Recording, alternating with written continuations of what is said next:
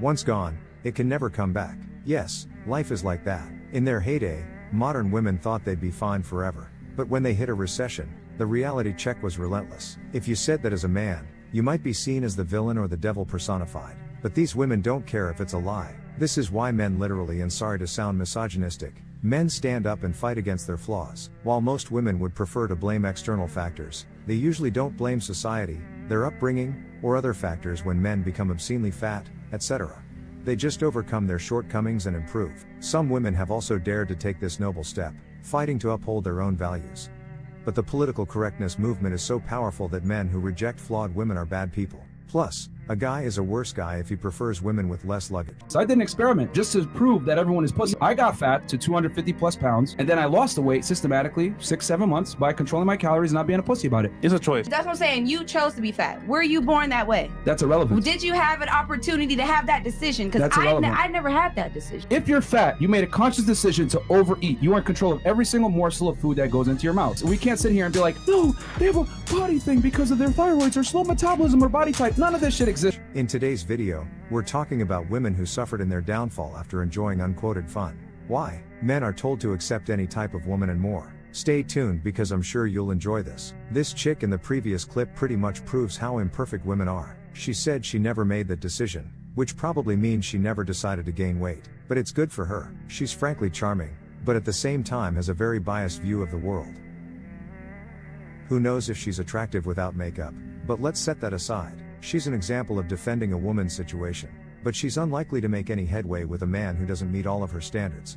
While we can criticize women for their insane standards, men also have the right and duty to be critical. Movements like body positivity and ideologies like relativism are destroying modern society. If you don't believe me, just watch these chicks go online, show off their bodies, seek validation from men, and still complain about how men objectify them. However, when a man walks through the ghetto with a $1,000 watch and gets robbed, it's all his fault, and he has to deal with his bad decisions.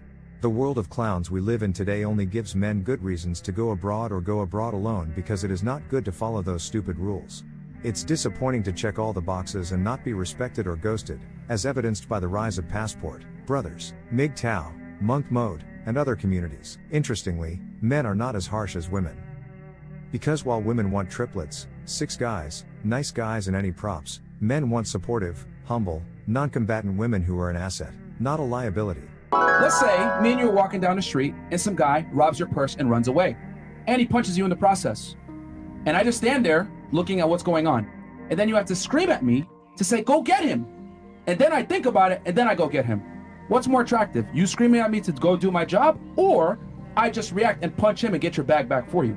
If you're a man, you're gonna do it regardless. Thank you. If you're a lady, you're gonna shut up regardless. Ooh. That's the point. That's the point. Gotcha. This perfectly illustrates how women still want traditional men over traditional men. They try to get to know themselves better, going from one bad relationship to another until it's time to settle down and start looking for a good guy. In other words, they are looking for suppliers who will bring them emotional and financial stability. A woman like that isn't looking for a man, she's looking for help. Don't misinterpret when they say they want to take their time getting married, because they usually want married status, not wives. Note the key difference. Women don't mature until they stop getting sexual attention. What did you just say? Say that again, bro.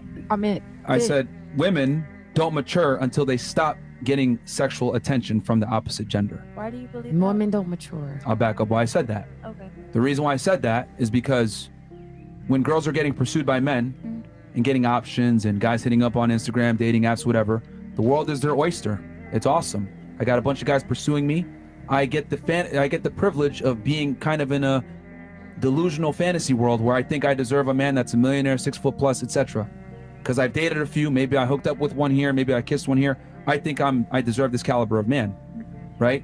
And typically it's not until they get older and their options dry up from the opposite gender that reality smacks them and they say, whoa, I should probably find a family now. I should probably go ahead and find a guy, and maybe this career thing wasn't it.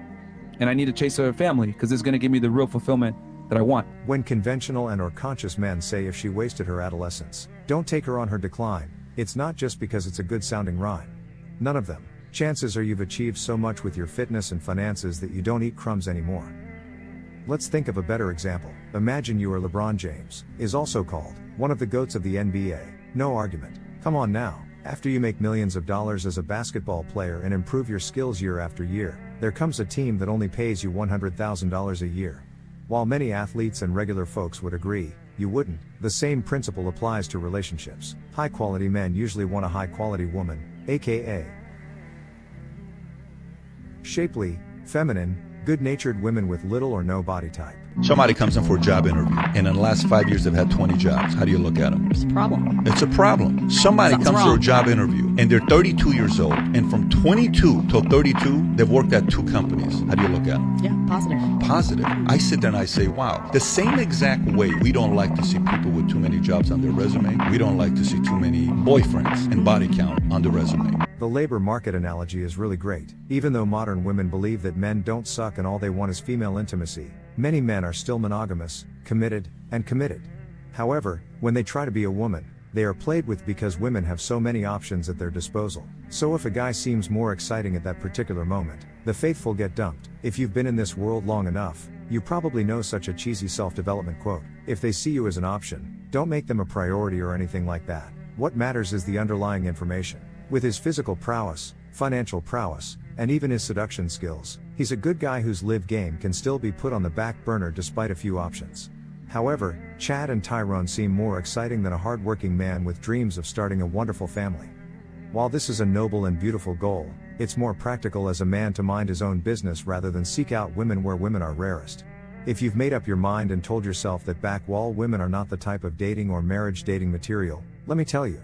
Although men are told that having standards is a form of discrimination and women can make a list of requirements for miles such as applying for a job, this is where your time, money, resources and your entire life as a man and yourself.